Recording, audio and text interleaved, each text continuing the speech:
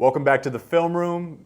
It's that week, the week that doesn't need an introduction. It's the game. It's, in my opinion, I'd imagine everyone that's watching this breakdown's opinion, it's the greatest rivalry in all of sports. And both teams, Ohio State and Michigan, were in a competitive battle last week. And I would say if you're Ohio State, Maryland is a much different identity than Michigan. For Michigan, Illinois is a much different identity than Maryland. But there's still some things that we see on tape and some young guys that are stepping up that we can highlight here specifically for Ohio State's offense, what makes them so dangerous. So how about this? Let's look at the down and distance. It's 3rd and 10. Okay, what else do we need to know? Look at the hash, right? So in college, the hashes are really wide. They're much wider than the NFL.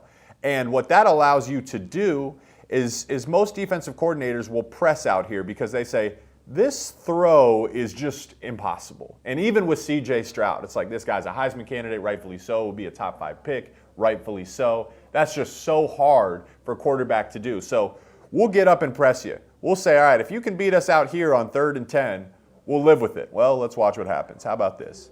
And 3rd and 10. C.J. Stroud takes a snap. Clean pocket. Beautiful pocket. Steps right up. And then watch this throw.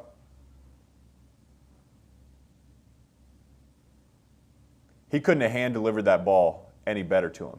The details of Ohio State's receivers, the details of how good they are is the key. So, you know, you look at the numbers, you can see it better down here. Look at how much distance you have between the numbers in out of bounds. It's about 5-6 yards. If you get in press coverage, if you get squeezed too far out to the sidelines, there's nowhere for Stroud to put the ball. So what you do is you get a good release, and then you actually stack back inside so that ball can be placed outside, and you can then fade and go get it. Little details.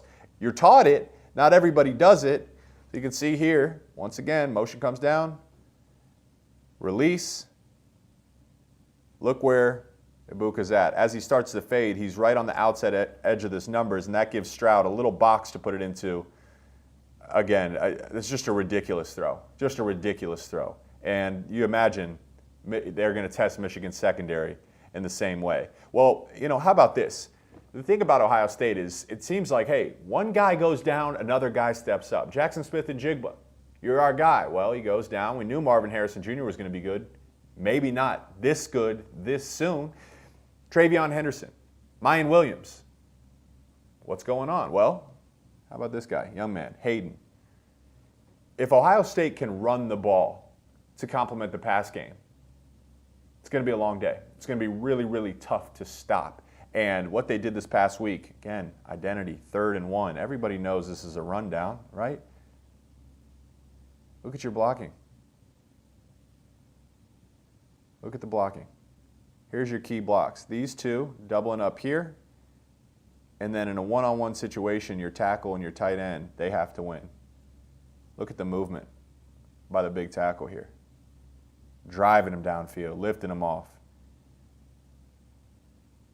And there's your young back. Great balance. Something that just kept popping up on tape is the balance. Excellent balance. Look at this. Right? Couple more yards and he's up and still running. Excellent balance. Now this play, it doesn't really show up on highlight tapes. It's Marvin Harrison Jr. But I just want to highlight the intricacies in the awareness and the relationship the receivers have with C.J. Stroud. So Marvin Harrison Jr. is running a shallow route, right? We're all taught in Pee Wee football. Shallow route is you get up to 5 yards. Okay, here, you're going to work right across the field. That's your shallow route, okay? But here's the issue. There's a zone defender right there. So if you run a shallow and go behind him, you're dead. This guy will pick it off. So what you do, notice this angle.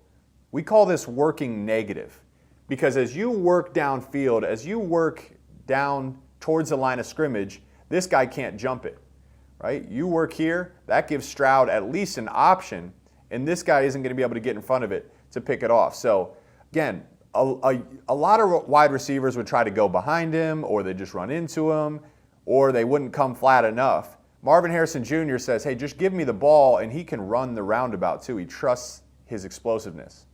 Look where he catches that ball. It's almost like a screen, right? A shallow route is 4 to 6 yards. Marvin Harrison Jr. understands it, catches it at 1 yard, and then with the ball in his hands, he can do some special things. The relationship with Stroud to also understand and be aware and be on the same page is key.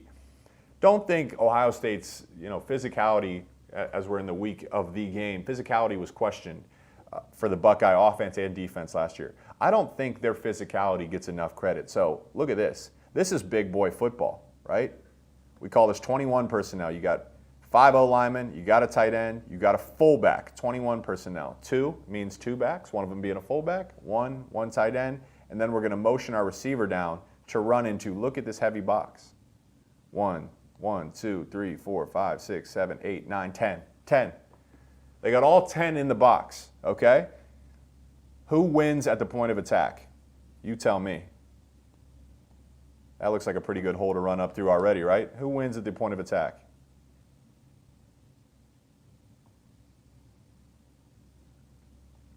Physical, road grading, great holes, running back, untouched into the end zone in a goal line situation. Beautiful. So how about this once again? Let's just keep highlighting Hayden. You're working here. This is a great block by Stover. Tackle's looking inside. Frankly, what I would love to see, and I think you kind of messed up here, is your receiver should come crack this element. You should crack, and then you run on the corner. You always want to run on the corner, if anybody. But, sometimes it's going to happen. Stover seals him. Tackle, climbing, seal. And then Hayden, can you make a guy miss? That is where a back shows his ability. Looks like he's dead to rights right there. There's nowhere to go. The balance shows up once again. Breaks one tackle. Bang, runs into another guy. Breaks another tackle. Little something for you right here. Little shoulder shimmy. Explosive. Boom, puts you down. Completely legal. Into the end zone. So we could have a season-long highlight about Marvin Harrison Jr. and C.J. Stroud and Emeka Egbuka and some of these weapons outside. We could do that. I don't think you guys need to see that. I think what makes Ohio State so dangerous this year is in situations.